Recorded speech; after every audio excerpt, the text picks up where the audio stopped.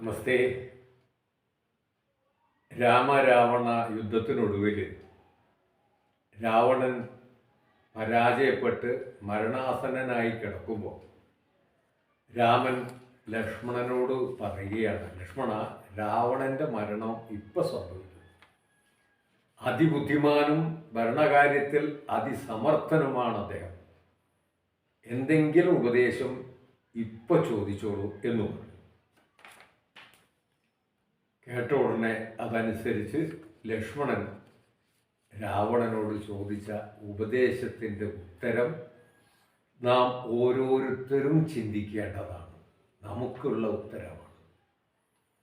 രാവണൻ കൊടുത്ത ഉപദേശം ഒന്നും നാളേക്ക് വെക്കരുത് എന്നാണ്. ഇതാണ് കൊടുത്ത ഉത്തരം, ഒന്നും നാളേക്ക് വെക്കരുത്. എത്ര മഹത്തരമാണ് ഉപദേശം അത്. ധർമ്മപുത്രരുടെ അടുത്ത് ഒരു സാധു ബ്രാഹ്മണൻ മകളുടെ വിവാഹത്തിന് സഹായം ചോദിച്ചു വന്നു. ധർമ്മപുത്രർ അപ്പോൾ എന്തോ ഒരു തിരക്കിലായിരുന്നു. എങ്കിലും ധർമ്മപുത്രർ പറഞ്ഞു, സഹായം ചെയ്യാം, നാളെ വന്നോളൂ. ഇത് കേട്ടതും ഭീമസേനൻ വല്ലാത്തൊരു സന്തോഷം. ഉടനെ പോയി പെരുമ്പറ കൊട്ടുന്നവരോട് കൊട്ടാനും പറഞ്ഞു, വാദ്യക്കാരോടും മറ്റു സംഗീത ഉപകരണക്കാരോടും നർത്തകികളോടും എല്ലാം പറഞ്ഞു ആഘോഷിക്കാൻ. കൊട്ടാരം മുഴുവൻ വല്ലാത്ത ആഘോഷമായിരുന്നു. ഒന്നും മനസ്സിലാവാതെ ധർമ്മപുത്രർ ഭീമസേനൻ്റെ അടുത്തേക്ക് വരിക. സാധാരണ ഇങ്ങനെ ആഘോഷങ്ങൾ ഉണ്ടാവുക വല്ല യുദ്ധവും ജയിച്ചു വരുമ്പോഴൊക്കെ ആണല്ലോ. ഇതെന്താ ഇപ്പോൾ ഇങ്ങനെ? ഭീമസേനോട് ചോദിച്ചപ്പോൾ ഭീമസേനൻ പറയുകയാണ്, അങ്ങയുടെ അടുത്ത് ഒരു സാധു ബ്രാഹ്മണൻ സഹായം ചോദിച്ചു വന്നപ്പോൾ അങ്ങ് നാളെ വരാൻ പറഞ്ഞില്ലേ? അപ്പോൾ എന്തായാലും നാളെ വരെ അങ്ങ് ജീവിച്ചിരിക്കുമെന്ന് ഉറപ്പായല്ലോ. അതിൻ്റെ ആഘോഷമാണ്.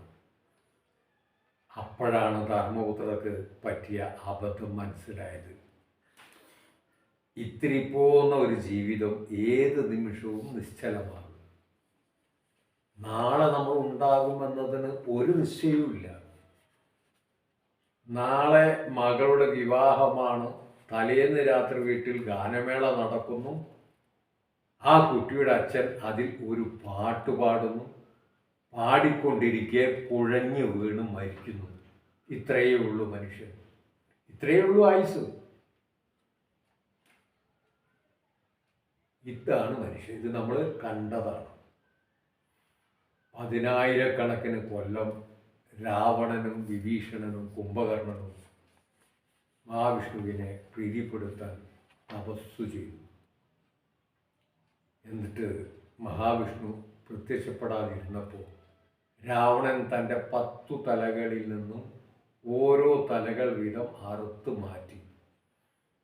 10ാമത്തെ തല അറുക്കാൻ തുടങ്ങിയപ്പോൾ മഹാവിഷ്ണു പ്രത്യക്ഷപ്പെട്ടു. എന്ത് വരമാണ് വേണ്ടതെന്ന് ചോദിച്ചപ്പോൾ രാവണൻ തനിക്ക് മരണമുണ്ടാവരുതെന്ന് ചോദിച്ചപ്പോൾ വിഷ്ണു പറഞ്ഞു, അത് പറ്റില്ല, ജനിച്ചാൽ മരിക്കണം, അത് നിശ്ചയമാണ്. അങ്ങനെയാണെങ്കിൽ എനിക്ക് മനുഷ്യൻ്റെ കൈകൊണ്ട് മരിച്ചാൽ മതി. രാവണൻ്റെ കോട്ടയിൽ കയറി വന്ന ഒരു മനുഷ്യൻ തന്നെ വധിക്കില്ല എന്ന വിശ്വാസത്തിലാണ് ആ വരം ചോദിച്ചു വാങ്ങിയത്. ആ വരം കൊടുത്തതിന് ശേഷം ഇനി ഒരു വരം ഫ്രീ ആയിട്ട് തരാം എന്ന് പറഞ്ഞ് 9 തലകളും യഥാസ്ഥാനത്ത് ഉറപ്പിച്ചു കൊടുത്തു.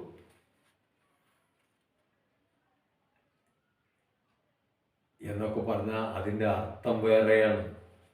നമ്മൾ ഈ കാണുന്ന തലയൊന്നുമല്ല, അതൊരു വലിയ വിഷയമാണ്. അത് പിന്നീട് എപ്പോഴെങ്കിലും ഒരവസരത്തിൽ പറയാം. അത് കഴിഞ്ഞ് വിഭീഷണനോട് എന്ത് വരമാണ് വേണ്ടതെന്ന് ചോദിച്ചപ്പോൾ വിഭീഷണൻ പറഞ്ഞു, ധർമ്മമാർഗത്തിൽ ചരിക്കാൻ സാധിക്കണം. വിഭീഷണൻ ചോദിച്ച വരമാണ് ധർമ്മമാർഗത്തിൽ ചരിക്കാൻ സാധിക്കണം. ആ വരം കൊടുത്തതിന് ശേഷം വിഷ്ണു ഭഗവാൻ ഇനിയൊരു ഫ്രീ ആയി ഒരു വരം തരാം. താങ്കൾക്ക് മരണമേ ഉണ്ടാവില്ല, ചിരഞ്ജീവിയായിരിക്കും. ഈശ്വരനോട് നാം എന്തു ചോദിക്കുമ്പോഴും അത് ഈശ്വരീയമായിരിക്കണം. രാവണൻ്റെ ചോദിച്ചത് അഹങ്കാരമാണ്. കുംഭകർണന് വധം ചോദിക്കാനുള്ള അവസരം വന്നപ്പോൾ ദേവന്മാർക്ക് മനസ്സിലായി നിർദേവത്വം എന്ന വരമാണ് ചോദിക്കുക എന്ന്. ദേവന്മാരുടെ അഭ്യർത്ഥന മാനിച്ച് പരാശക്തി സരസ്വതിയായി കുംഭകർണന്റെ നാവിൽ വന്നിരുന്നു.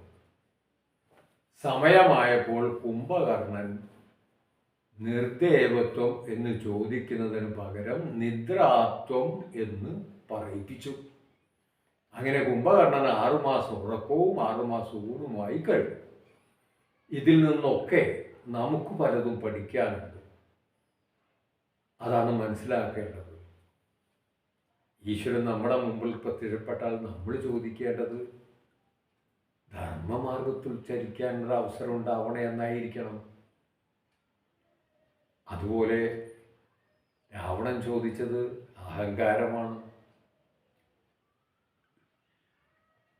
കുംഭകർണൻ ചോദിച്ചത് ഈശ്വരതുല്യമാകണമെന്നായിരുന്നു. അതാണ് സരസ്വതി വന്ന് നാവിൽ നിന്ന് അത് മാറ്റിക്കൊടുത്തത്. നല്ല വാക്കുകളായിരിക്കണം. വെറുതെ ഒന്നാലോചിക്കും.